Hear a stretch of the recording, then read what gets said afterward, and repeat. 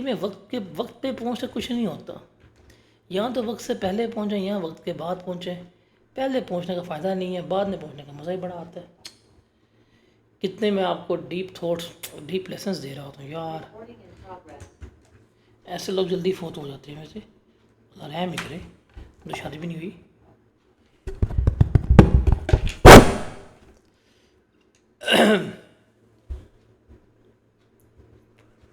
और भी सरबत भाई कैसे हैं? तो सरबत भाई से ना मुझे चीज़ याद आ जाती है। अब जब भी पाकिस्तानी ड्रामा को देख रहे होते हैं ना, तो जो पाकिस्तानी हीरोइंस का भाई होता है ना, जो एंड तक विलन बन के बैठा होता है, जो हीरो हीरोइन के लिए दुश्मन बना होता है, उसका नाम हमेशा सरमत भाई क्यों होता है?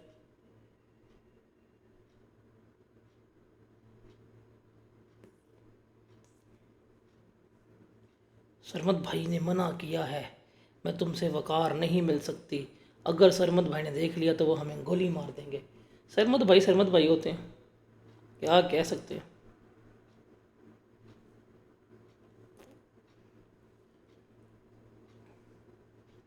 नहीं, आप डिनाई कर रहे हैं। मैं आपको सच बता रहा हूँ। चलें, आप किसी से इंडिपेंडेंटली देख लीजिएगा।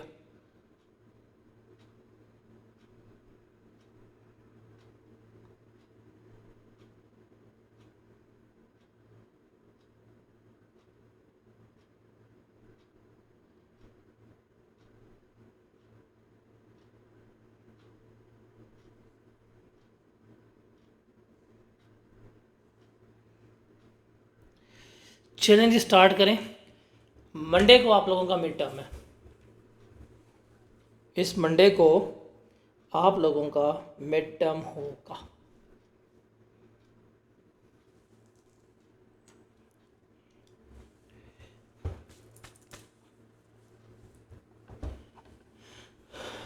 रिकॉर्डिंग ऑन है? रिकॉर्डिंग ऑन है। चलें जी, बात करते हैं अब ग्रांट रिलेटेड टू एसेट्स के मुतालिक। इसके मुतालिक ग्रांट रिलेटेड टू एसेट्स। अब ये जो ग्रांट रिलेटेड टू एसेट्स है, इसमें जो हमारी प्राइमरी कंडीशन होती है, जो हमें ग्रांट मिलेगी, वो एसेट्स की एक्विजिशन, स्ट्रक्चरिंग, रीस्ट्रक्चरिंग, डेवलपमेंट, ये जो है बीच में क्या होती है, शामिल होती है। और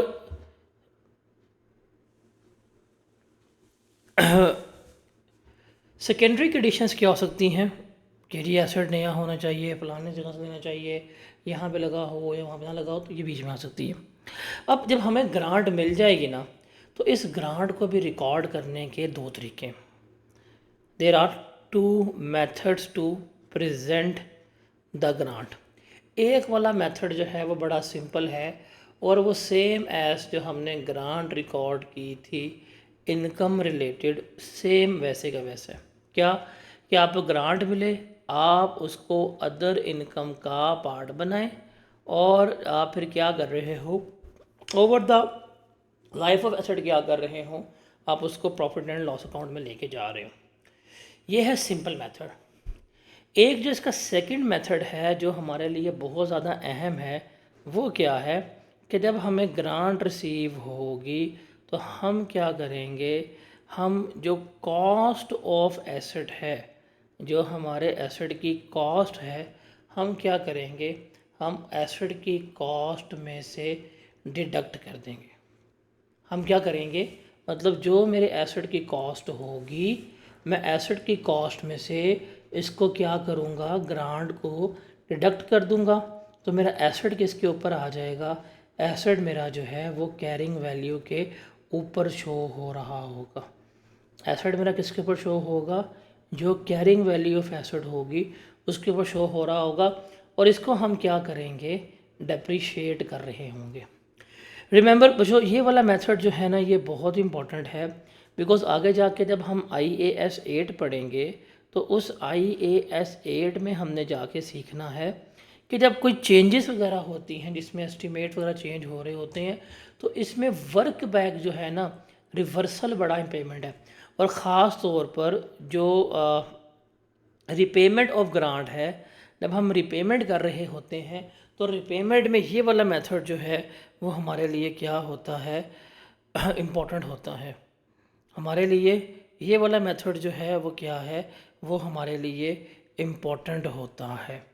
तो इसको देखना है, इसको हमने किस तरह से प्रेजेंट करना है, ये चीज़ हमारे लिए क्या है, सुपर इम्पोर्टेंट है। ठीक है।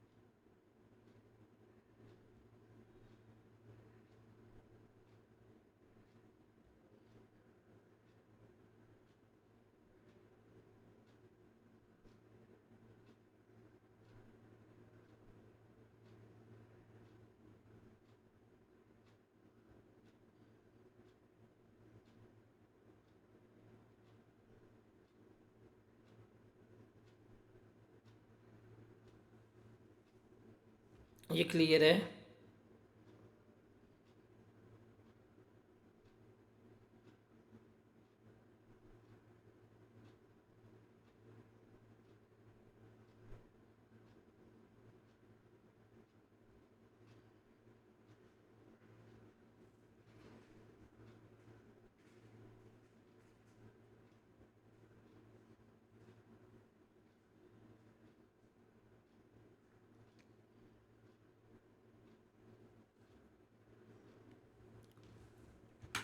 अब इसको प्रेजेंट करने के जो मेथड्स हैं हमारे पास वो यही हैं कि अगर हमने जब उसको एज अ इनकम के तौर के ऊपर रिकॉर्ड करना है तो कौन कौन सी हमें एंट्रीज पास करनी पड़ेंगी। इसको देखिएगा कि जब हमें एसेट एक्वायर करेंगे, जब एसेट ख़रीदेंगे तो नॉन करंट एसेट जो है डेबिट हो जाएगा, बैंक हमने क्या किया, क्रेडिट कर दिया।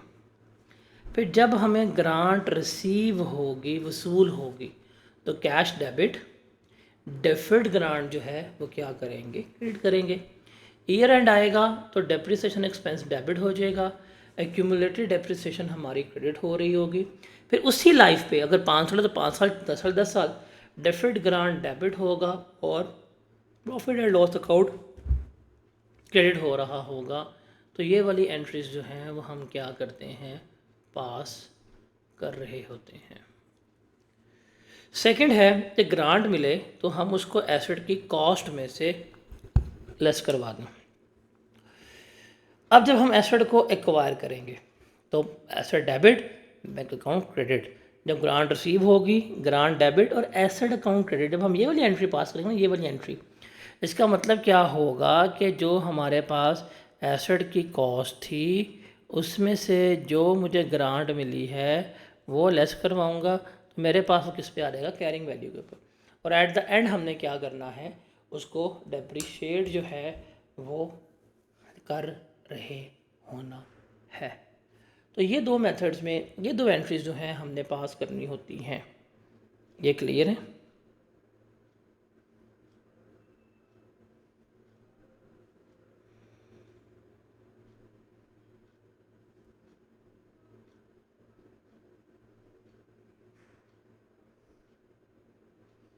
एंट्रीज को देख लें, क्लियर है।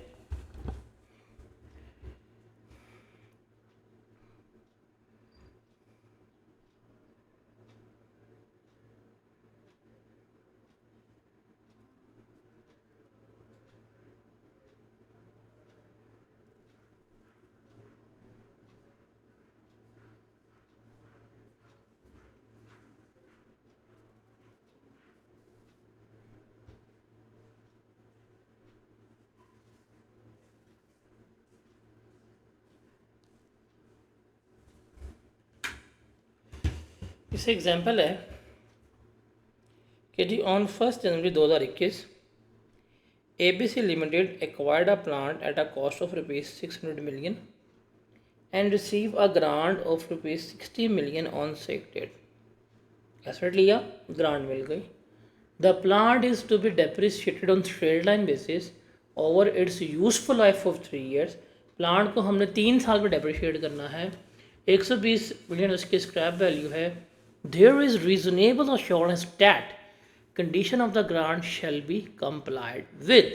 हमें ये है कि क्या है, कंडीशन ऑफ द ग्रांट जो है वो फुलफ़िल हो जाएंगी. तो हमने क्या करना है, अब इसकी एंट्रीज पास करनी है. देखो जी, पहले हमने तो स्ट्रक्चर बनाने में आपको एंट्रीज पास करके दिखाता हूँ. प्लांट लिया 600 मिलियन, ग्रांट मिली 60 मिलियन की यकम जनवरी को. ओके, यकम जनवरी 21 हमने किया प्लांट डेबिट.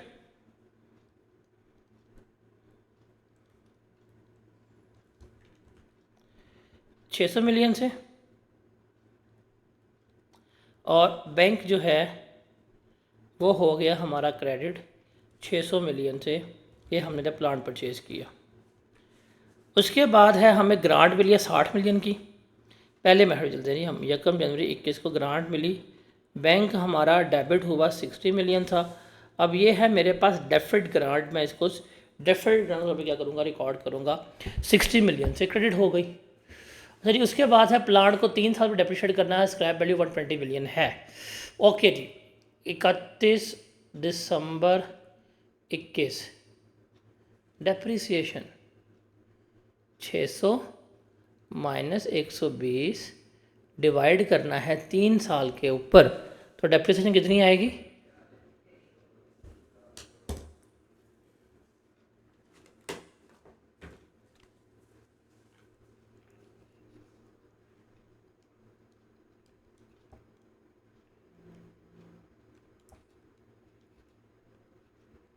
160. 160 से हम डेप्रिसिएशन डेबिट करेंगे और एक्यूमुलेटेड डेप्रिसिएशन जो है वो करेंगे 160 से क्रेडिट. और इसी बेसिस पे हम उसको रिकॉर्ड कर रहे होंगे एक्यूमुलेटेड डेप्रिसिएशन को भी, सॉरी डेफर्ड ग्रांट को भी हम इनकम का पार्ट बनाएंगे.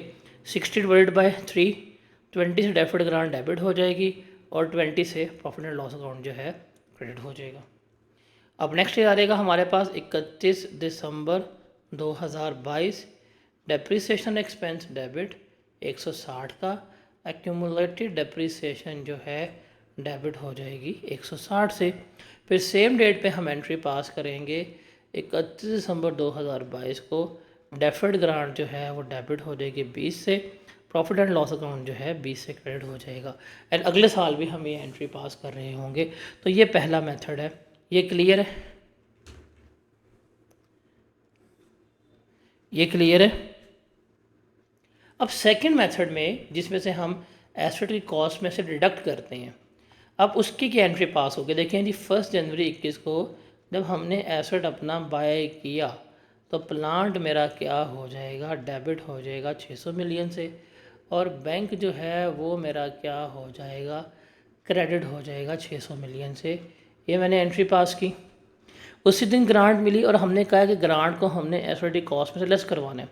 तो ग्रांट मिली, हमने बैंक अकाउंट जो है वो डेबिट कर दिया 60 से, और प्लांट को हमने क्या कर दिया 60 से क्रेडिट कर दिया. जब हमने ये किया, अब देखो जी, मेरे पास 600 का एसेट था, इसमें से 60 हमने रिमूव कर दिए, 540 उसकी क्या है कैरिंग वैल्यू जो है वो मेरे पास शो हो रही होगी. डन हो गया.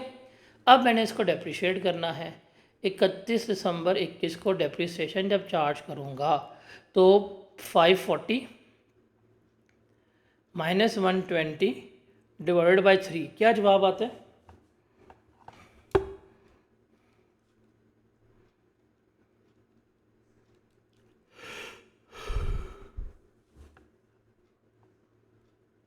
140 से depreciation expense debit, accumulated depreciation जो है 140 से क्रेडिट हो रही होगी. इस तरह अब देखें, वैसे यहाँ पे भी 160 की डेप्रिसिएशन थी, 20 का प्रॉफिट था. नेट करें तो नेट जो है इसमें 140 ही आ रहा था. यहाँ पे भी नेट जो है 140 ही आ रहा होता है. देखें, जवाब सेम है, जवाब में कोई तब्दीली नहीं होती, सिर्फ मेथड ऑफ प्रेजेंटेशन जो है वो हमारा क्या होता है, तब्दील हो रहा होता है। क्लियर है ये पॉइंट?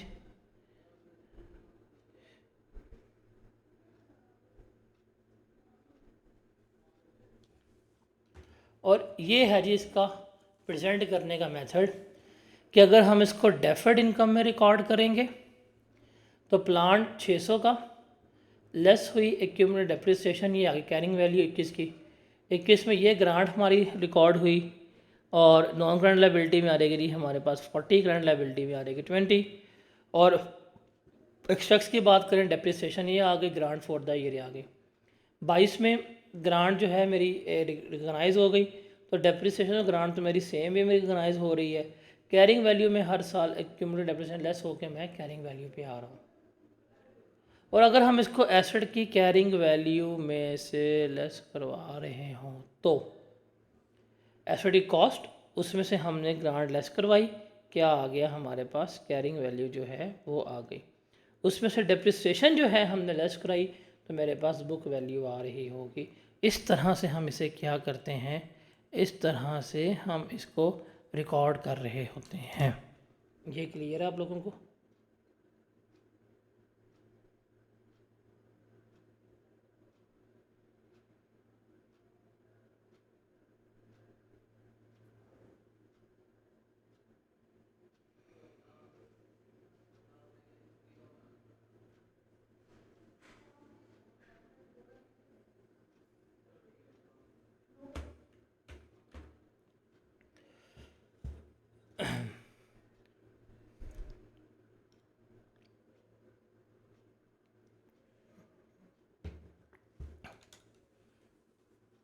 उसके बाद है जी IAS 20 का डिस्क्लोजर। कि डिस्क्लोजर में हमने क्या कुछ गिवन करना है, अकाउंटिंग पॉलिसी क्या है, गवर्नमेंट ग्रांट की हमारी मेथड क्या है प्रेजेंटेशन का वो बताएंगे, क्या ग्रांट की नेचर थी, कितनी ग्रांट थी जो हमारी प्रॉफिट एंड लॉस अकाउंट का पार्ट बनी है, कितनी अब इसका पार्ट नहीं बनी, कौन सी गवर्नमेंट असिस्टेंस थी जिसका हमें बेनिफिट्स मिला है, या कौन सी कंडीशंस लगी हुई हैं जो हमने फ्यूचर में फुलफ़िल करनी है, वो हम बता रहे होंगे। अगर गवर्नमेंट असिस्टेंस मिली है और बड़ी सिग्निफिकेंट है तो उसको डिस्क्लोज़ करना है, उसकी नेचर क्या है, ड्यूरेशन क्या है, किस चीज़ के बारे में असिस्टेंस थी वो हमने बताना है, ताकि हमारी स्टेटमेंट जो है वो मिसलीडिंग ना हो।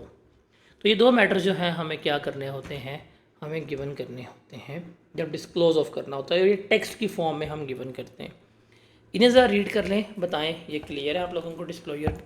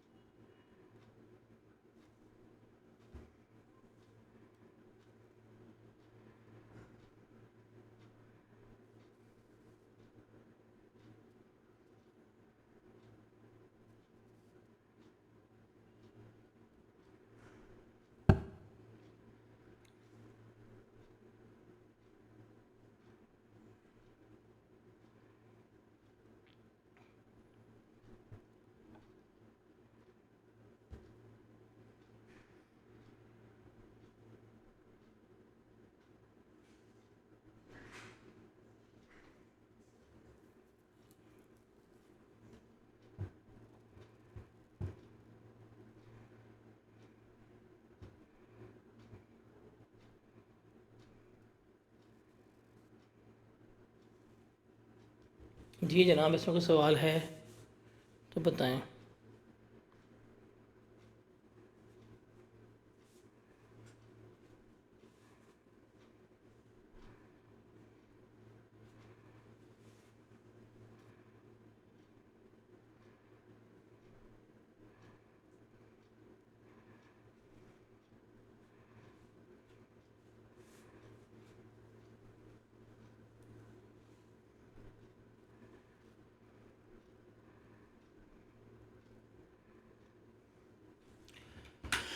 आगे चलते हैं जी।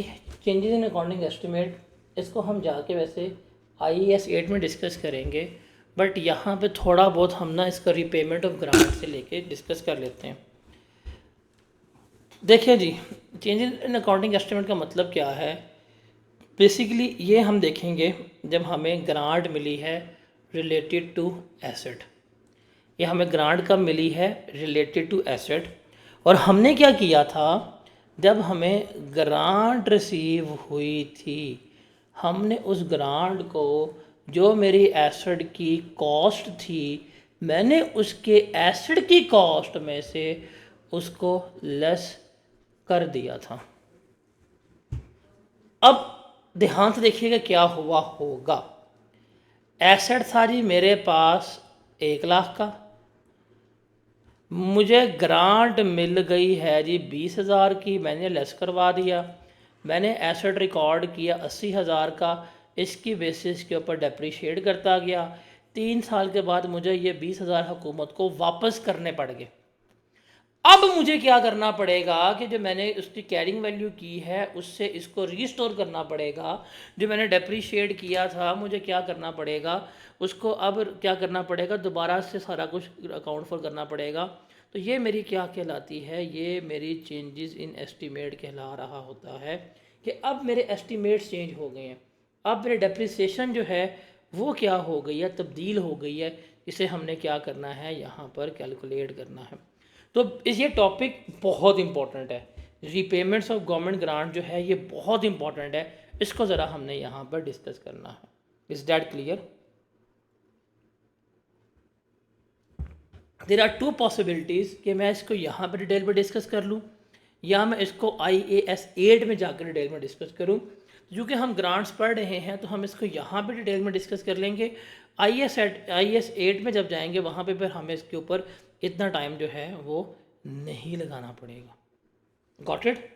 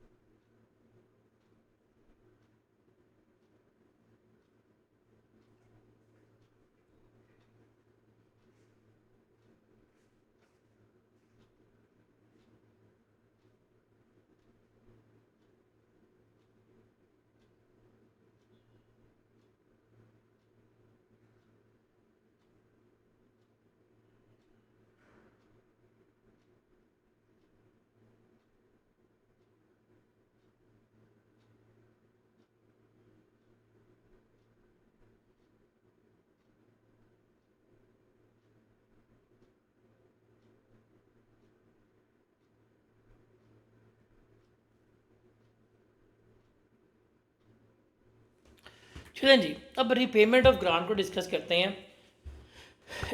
एक चीज़ तो हमारे पास बड़ी आसान है, वो क्या है कि अगर हमारी ग्रांट रिलेटेड टू इनकम है, ये बहुत आसान है रीपेमेंट, इसमें आपको परेशान होने की ज़रूरत नहीं है। अगर हमारी इनकम रिलेटेड टू ग्रांट है और अगर हमने रीपेमेंट कर दी है, अब ये रीपेमेंट जो है ना, ये रीपेमेंट भी 2 तरह की होती है। ये जो रीपेमेंट है, ये रीपेमेंट भी हमने 2 तरह ही करनी है। या तो रीपेमेंट इन फुल होगी या रीपेमेंट पार्टली होगी, कि जो रिमेनिंग रह गए हैं आधा वगैरह जो है पे कर दें। फुल का मतलब क्या है कि अगर 10,000 ग्रांट ली थी, 10 ही वापस करनी पड़ जाएगी। पार्टली का मतलब 10 ली थी तो 6,000 वापस कर दो, ये पार्टली होती है। अगर ग्रांट रिलेटेड टू इनकम है, अब देखो, जब हमें ग्रांट मिलती है तो हम ग्रांट को रिकॉर्ड किस तरह से करते हैं। बेसिकली हमने देखा था कि हमारा बैंक अकाउंट जो है वो हम क्या कर रहे थे, डेबिट कर रहे थे, और हमारे पास जो डेफिड ग्रांट है वो हम क्या कर रहे थे, क्रेडिट कर रहे थे। अब इसमें से कुछ अमाउंट रियलाइज़ होगी 1-2 सालों में। अब हमारे पास डेफर्ड ग्रांट पड़ी हुई है जिसमें से अभी कुछ अनरियलाइज्ड अमाउंट है जिसे हम कहते हैं अनअमोर्टाइज्ड अमाउंट, कि इसमें से कुछ रकम ऐसी है जिसको अभी हमने अपनी इनकम का पार्ट नहीं बनाया। अगर रीपेमेंट करनी पड़ गई तो हम क्या करेंगे, बैंक अकाउंट करेंगे क्रेडिट, जितनी डेफर्ड ग्रांट पड़ी है उसे करेंगे डेबिट, और जो रिमेनिंग बैलेंस होगा वो किसको चार्ज हो जाएगा, प्रॉफिट एंड लॉस अकाउंट को हम चार्ज कर रहे होंगे। तो इस तरह से हम क्या करते हैं, एंट्री पास करते हैं। Got it. जैसे ये सवाल देखें जी, on 1 January 2021 Jam Limited receive a cash grant of ₹1.5 million towards the cost of employing a blockchain analyst on a new project for a 5 years period, कि उससे ग्रांट मिली है कितने की, 15 लाख रुपए की, कि आपने ये एक ब्लॉकचेन एनालिस्ट जो है वो लगाना है। The grant is repayable in full, grant आपको पूरी की पूरी वापस करनी पड़ जाएगी। If the project is not completed, अगर प्रोजेक्ट कंप्लीट नहीं होगा। एनालिस्ट वॉज एम्प्लॉयड, एनालिस्ट को एम्प्लॉय किया गया, प्रोजेक्ट शुरू हुआ 1 जनवरी को, 20 जनवरी 2023 को प्रोजेक्ट कैंसिल हो गया और ग्रांट जो है उसको हमें फुली रीपे करने पड़ गई। हमने एंट्रीज पास करनी है 1 जनवरी 2021 से लेके डेट ऑफ रीपेमेंट तक। सवाल पढ़ें, डन लिख के बताएं, इसको फिर सॉल्व करते हैं।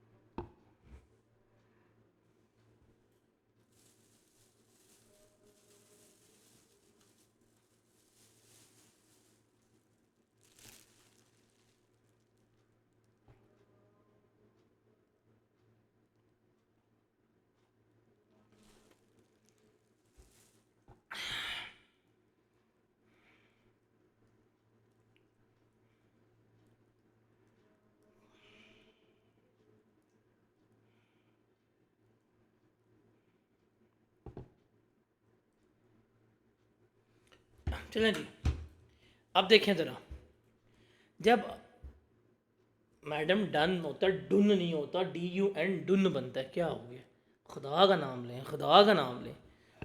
मुझे तो लग रहा है मुझे नर्सरी वाली क्लास भी शुरू करनी पड़ेगी। शुक्र आपने दुस ने लिख दिया। देखें जी, ग्रांट मिली 1 जनवरी की, एंट्री पास होगी, 1.5 मिलियन से कैश डेबिट हुआ, डेफिड ग्रांट जो है 1.5 मिलियन से क्रेडिट हो गई, पहली एंट्री ये पास होती है। ये क्लियर है। अब मैं आपके साथ ना यहाँ पे टी अकाउंट बनाता हूँ इसका साथ साथ। 1 जनवरी को हमें ग्रांट मिली है इतने की, 1.5 मिलियन की। ईयर एंड आया 31 दिसंबर को, हमने उसको रियलाइज़ किया 5 साल पे, तो 1.5 लाख को 5 पे डिवाइड किया तो प्रॉफिट एंड लॉस अकाउंट में जो पार्ट बनी है वो कितनी बनी है, 3 लाख, और रिमेनिंग जो है वो कितना रह गया, 12 लाख। ये 31 दिसंबर 2021 पे बात हुई। फिर अगला साल आया मेरे पास 2022, तो मेरे पास ब्रॉड डाउन बैलेंस था, वो कितना पड़ा हुआ था, 1.2 मिलियन। इस साल जो मैंने प्रॉफिट एंड लॉस अकाउंट में अमाउंट चार्ज की 3 लाख हुई। 31 दिसंबर 2022 को जो रिमेनिंग बच गया वो मेरे पास 9 लाख था। अगले साल का ब्रॉड डाउन आया मेरे पास कितना, 9 लाख।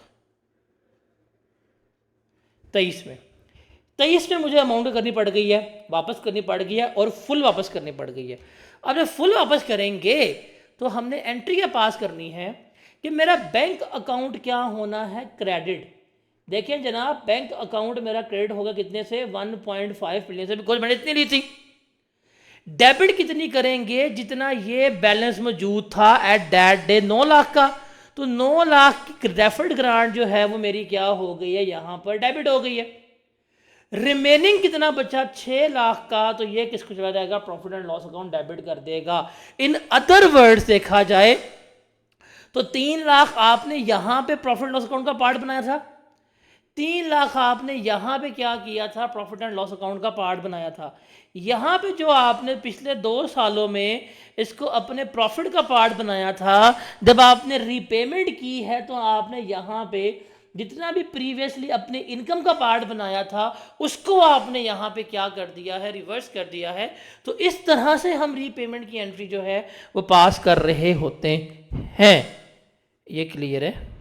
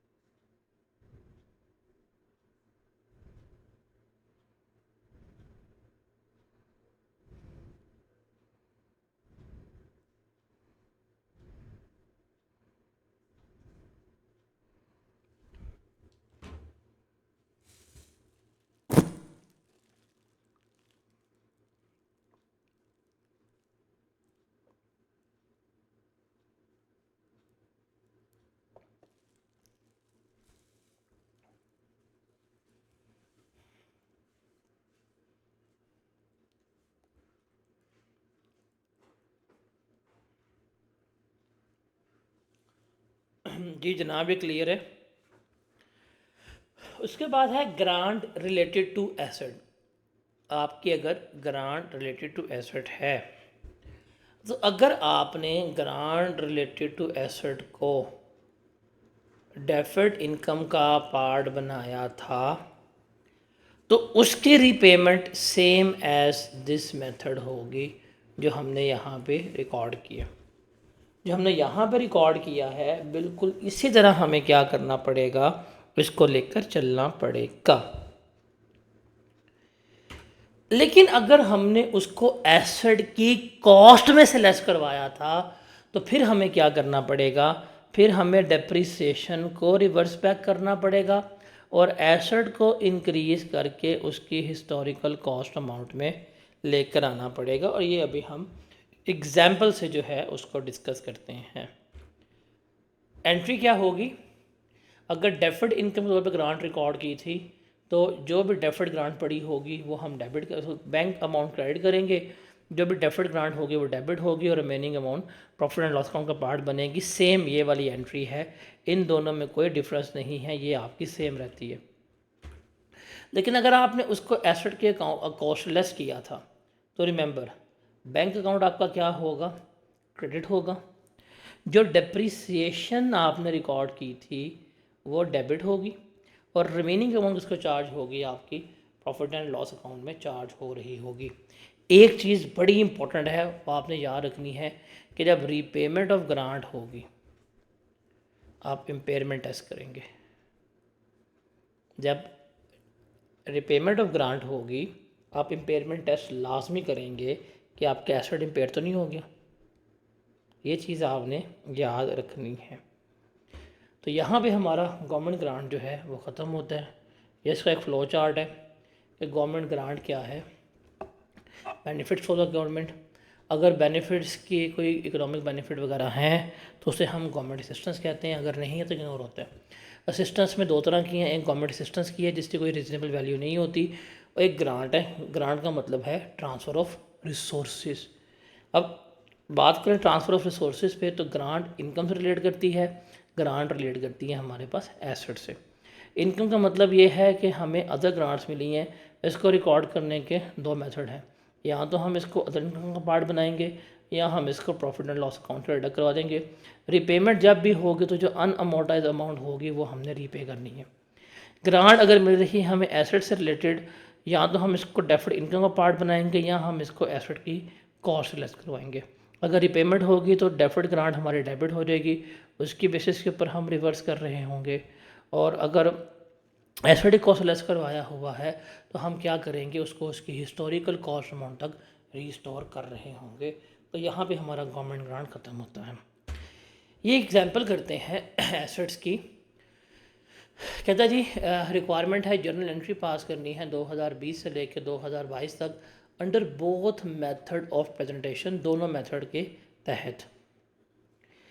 कहता जी on 1 January 2020 deep water limited installed a non current asset with the cost of ₹5 lakh. उन्होंने एसेट रिकॉर्ड किया 5 लाख का and receive grant of 1 lakh in relation to date asset, उसके लिए 1 लाख की ग्रांट ली है। The asset is being depreciated, asset जो है वो हमारा डेप्रिशिएट हो रहा है स्ट्रेट लाइन बेसिस पे ओवर 5 ईयर, पिछले 5 साल के लिए।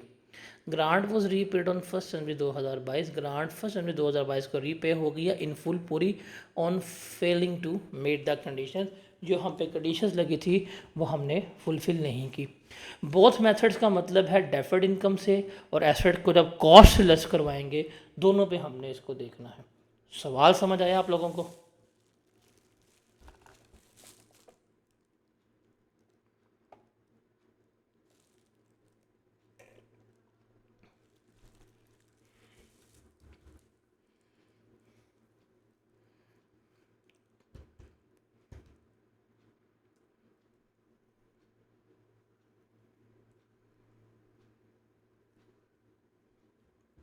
अब देखिए जी, पहले है मेथड 1 कि जब हम डेफर्ड इनकम के तौर पे रिकॉर्ड करते हैं। अब देखो जी, जब हमने एसेट लिया तो प्रॉपर्टी प्लांट इक्विपमेंट डेबिट हुआ, कैश अकाउंट मेरा क्रेडिट हुआ, हमने ग्रांट जो है वो रिकॉर्ड कर ली। फिर ग्रांट मिली, कैश डेबिट, डेफर्ड ग्रांट हमारी क्या हो गई, क्रेडिट हो गई। एसेट की लाइफ कितनी है, 5 साल है, तो over the period of time हम क्या करेंगे, इसको रिकॉर्ड करेंगे। तो depreciation expense debit, accumulated depreciation credit, इसी बेसिस के ऊपर हमारी ग्रांट भी अमोर्टाइज हो गई। तो ग्रांट मिली 100 की, 1 साल में हमने 20 की रियलाइज़ कर दी, 80 की हमारे पास वापस बच गई। तो ये हमारी 1 साल की एंट्रीज जो है वो कंप्लीट होती हैं। नेक्स्ट ईयर आया 2021, depreciation expense debit, accumulated depreciation credit हुई। फिर हमने ग्रांट रिकॉर्ड की 20 की ग्रांट लेस करवाई, अब मेरे पास कितनी रह गई है, 60 की रह गई है। 1 जनवरी को कंडीशन फुलफिल नहीं हुई, ग्रांट पूरी वापस करनी पड़ गई, तो 100 से मेरा क्या होगा, कैश क्रेडिट। डेफर्ड ग्रांट कितनी सी मौजूद, 60 की, 60 से वो डेबिट हो जाएगी, रिमेनिंग किसको चार्ज करेंगे, प्रॉफिट एंड लॉस अकाउंट को। अब इन अदर वर्ड्स देखें, ये 2 ग्रांट्स ऐसी थी जो हमने किसका पार्ट बनाई थी, प्रॉफिट एंड लॉस अकाउंट का, और यही हमने क्या की है, यहाँ पर रिवर्स की है। Is that clear?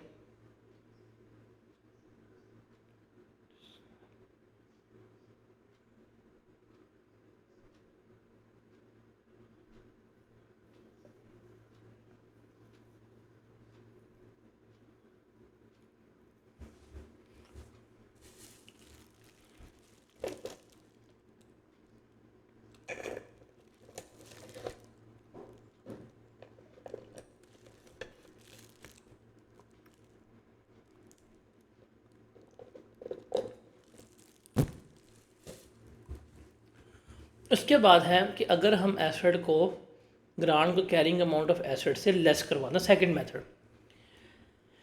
एसेट लिया, प्रॉपर्टी प्लांट इक्विपमेंट डेबिट हुआ 500 से, कैश अकाउंट हमारा क्या हो गया, क्रेडिट हो गया। ग्रांट मिली 100 की, कैश डेबिट, पीपी हमारा हो गया क्रेडिट। जब हमने ये एंट्री पास की तो 500 में से हमने 100 को लेस करवाया, रिमेनिंग हमारे पास कितना बचा, कैरिंग वैल्यू 400, जिसे हम क्या करेंगे, डेप्रीशिएट कर रहे होंगे। अब लाइफ है हमारे पास 5 साल, 400 के 5 पे डिवाइड किया, डेप्रिसिएशन एक्सपेंस डेबिट, और एक्यूमुलेटेड डेप्रिसिएशन हमारी क्या हो रही होती है, क्रेडिट हो रही होती है। अगले साल भी हमने डेप्रिसिएशन एक्सपेंस डेबिट किया, एक्यूमुलेटेड डेप्रिसिएशन जो है वो क्या कर ली, हमने क्रेडिट कर ली। तो 2 साल हमारे पास ये डेप्रिसिएशन जो है वो रिकॉर्ड हुई है। Is that clear?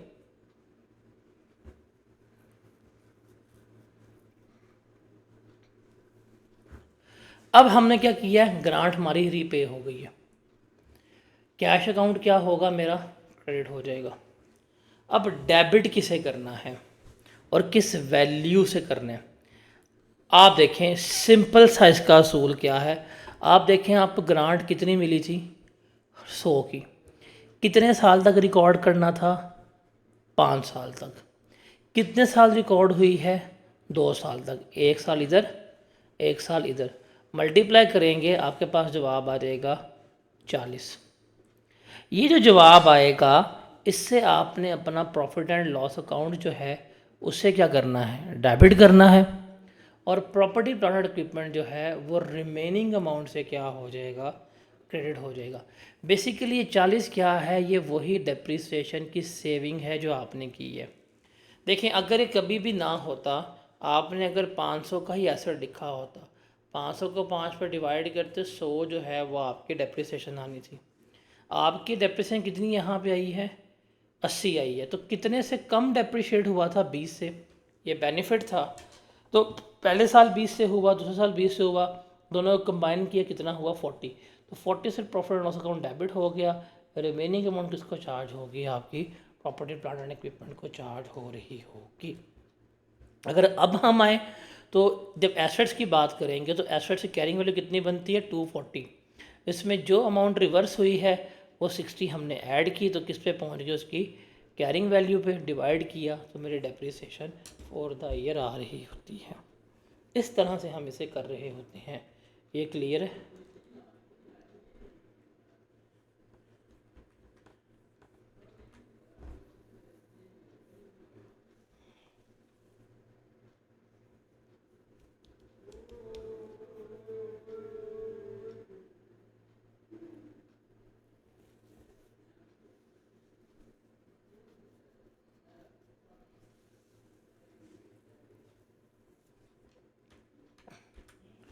एक और सवाल देखते हैं।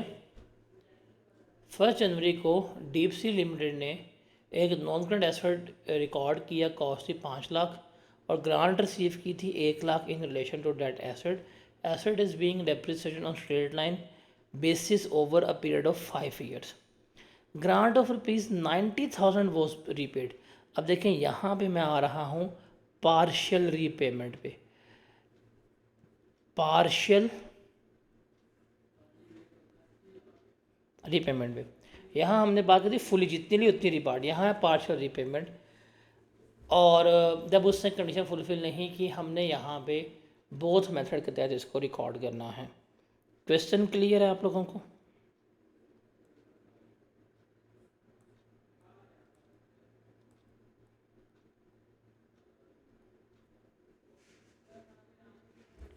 अब पहला मेथड है कि जब हम इसको अपनी डेफर्ड इनकम के तौर के ऊपर रिकॉर्ड कर रहे होंगे, जब हम इसको अपनी डेफर्ड इनकम तौर पर रिकॉर्ड करेंगे।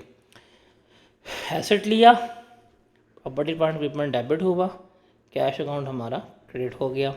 ग्रांट मिली, कैश अकाउंट डेबिट हुआ, डेफर्ड ग्रांट हमारी हो गई क्रेडिट। ईयर एंड पे हमने क्या किया, उसको डेप्रिशिएट किया, उसी लाइफ पे हमने ग्रांट को रिकॉर्ड किया, अगले साल हमने उसको फिर डेप्रिशिएट किया। और ये क्लियर है, इसमें तो कोई प्रॉब्लम नहीं होगी आप लोगों को। उससे अगले साल हमने उसको फिर क्या किया है, डेप्रिशिएट किया है। डन हो गया, डन हो गया। अब देखें ज़रा, अब देखें ज़रा, यहाँ पे रीपेमेंट है, एक रीपेमेंट का ये तो शॉर्टकट मेथड है, ये बताता हूँ आपको, लेकिन लॉजिक देखें।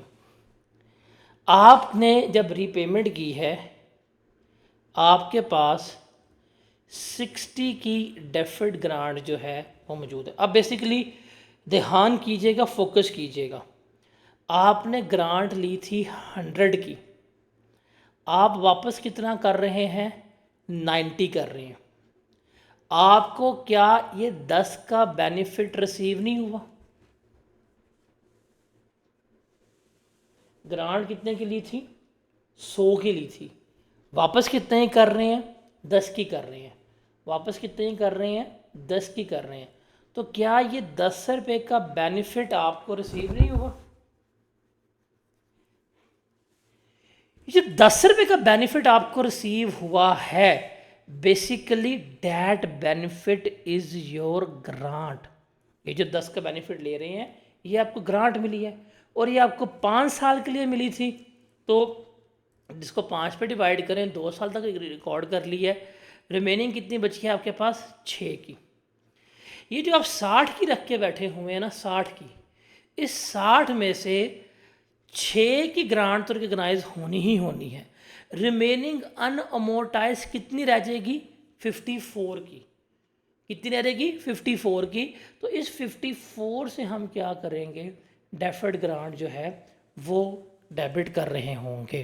प्रॉपर लॉजिकल आंसर है कि भाई लिया 100 था, वापस 90 किया, ग्रांट कितनी रही? 10 की। लाइफ क्या है जिस पे ग्रांट रिकॉर्ड होनी है? 5 साल। तो 10 को 5 पे डिवाइड किया, कितने साल तक रिकॉर्ड किया? 2 साल तक। रिमेनिंग अभी इस 10 में से जो अनअमोर्टाइज की बची है वो कितनी है? 6। तो 60 में से 6 लेस करवाया, जो नेट है वो कितनी? 54। तो इसको हम क्या कर रहे होंगे? रिवर्स। शॉर्टकट मेथड क्या है? सिंपल सी बात है, देखो भाई कितनी अमाउंट रिवर्स हो रही है आपके? 90 की रिवर्स। किस लाइफ पे रिकॉर्ड करना था? 5 से। कितने साल तक रिकॉर्ड की है? 2। मल्टीप्लाई करेंगे, जो जवाब आएगा उससे आपने रिकॉर्ड करना है अपना profit and loss account debit. और जो रिमेनिंग अमाउंट होगी, जो बैलेंसिंग फिगर होगी, वो किसको चार्ज हो जाएगी? आपकी डेफर्ड ग्रांट को चार्ज हो रही होगी। वो किसको चार्ज होगी? डेफर्ड ग्रांट को चार्ज होगी। फिर अगले साल आपकी डेप्रिसिएशन वही आ जाएगी। अब देखें, आपने 100 की ग्रांट ली थी, 90 वापस की हैं, स्टिल आपके पास 10 की पड़ी हुई थी। तो 10 को 5 पे डिवाइड किया और मल्टीप्लाई कर दिया आपने, आपके पास 2 की आ जाएगी, जो क्या कर रहे होंगे? रियलाइज़ कर रहे होंगे फॉर द ईयर। तो इस तरह हम पार्शियल डिमांड ग्रांट्स को, पार्शियल रीपेमेंट्स को ट्रीट कर रहे होते हैं। Is that clear?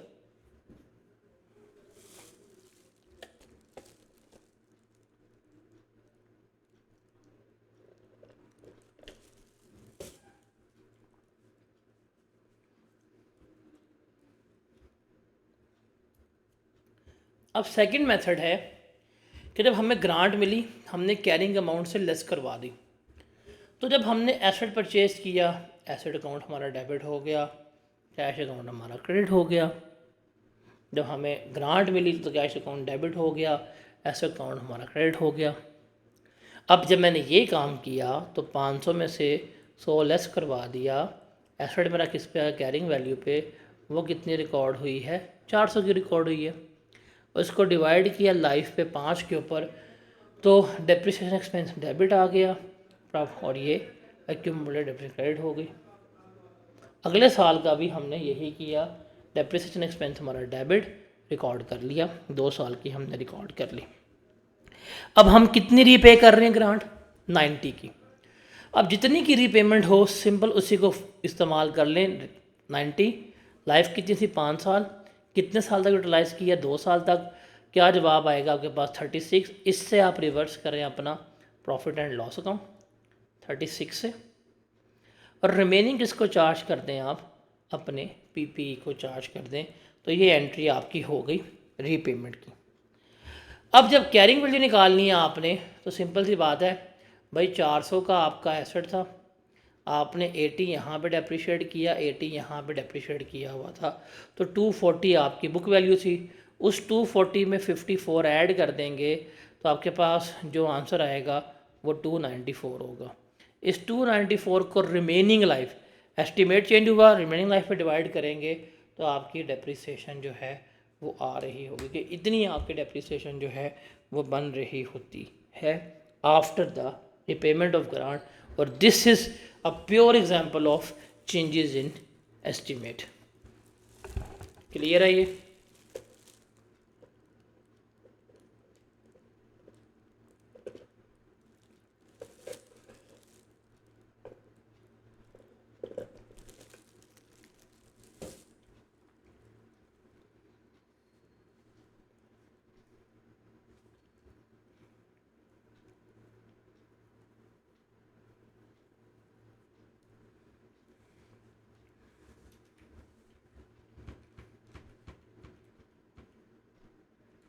हम इसको यहाँ वाइंड अप करें फिर।